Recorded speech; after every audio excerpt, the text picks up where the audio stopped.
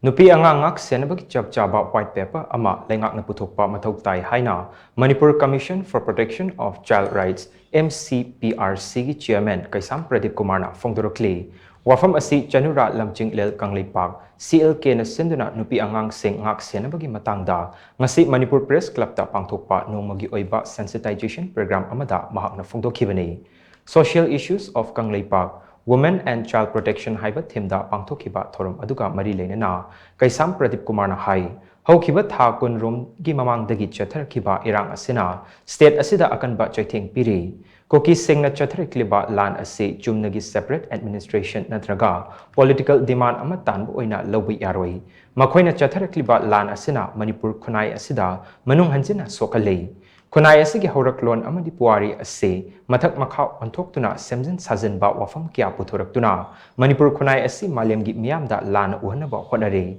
masi yamna laibak thiba amani mahakna makhatana hai irang asina kunai asigi yamna cheksina thamliba potsak sing fawda chaitheng piri marak asida irang asina Nupi Angang Ngak Shennabagi achouba singnaba ama ohelei Handak tasu ziribamda angang ahum yauna Nupi ahum punna miyoi taruk tamtina hatkibagi thokdok leikhrei masi yamna nungnangningai oiba amani asigumba fibam asi laksenaba irang asigi yengduna Nupi Angang matik chana Ngak Shennabagi Chap Chaba white paper ama Leingak na puthoktuna makhoi Ngak Shennaba yamna Mathou Tai HAINA mahakna makata khi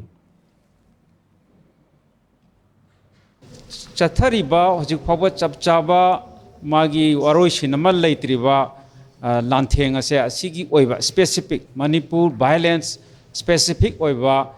child and the woman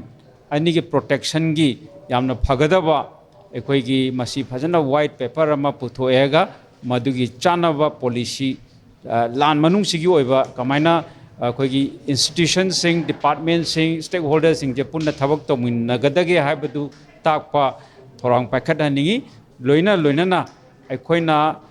lan asida generiba maikai animakta khudingmakta nupi amadi angang haibase lan manungda su sokheidaba makoida immunity pigadaba makoibu protect tawbigadaba kanglup amani haibase sensitize tawningi aduna ngasigi sensitization asina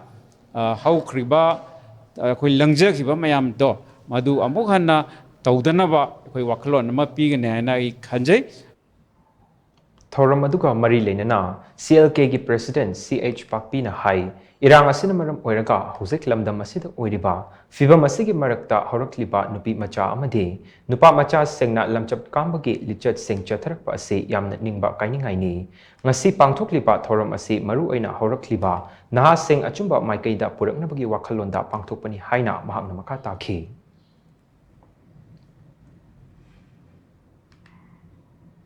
Kunai sida lairiba nupa amadi nupi singna restaurant da changaga yu thakchanba amadi mama mapa singna macha singje aigi isani aigi inauni khangaktabadagi ngasi khananainabagi thoram sathajabani aduga maru oina akoina piningiba message ti ya maru oina mobile phone sijanariba ichil inau sing haibadi satana haron sing asida pijaningi mobile phone dagi mangakpa kaya ama amadi ngasigi chaicha huchak phajaraktabadagi Sasala Taksalaga, Masagi, Nupi would be Angang or Razu, me or in Uraktabase, Masidagi, Akoinangasi, Kanan in Nabagitoramasi, Bangkok 7.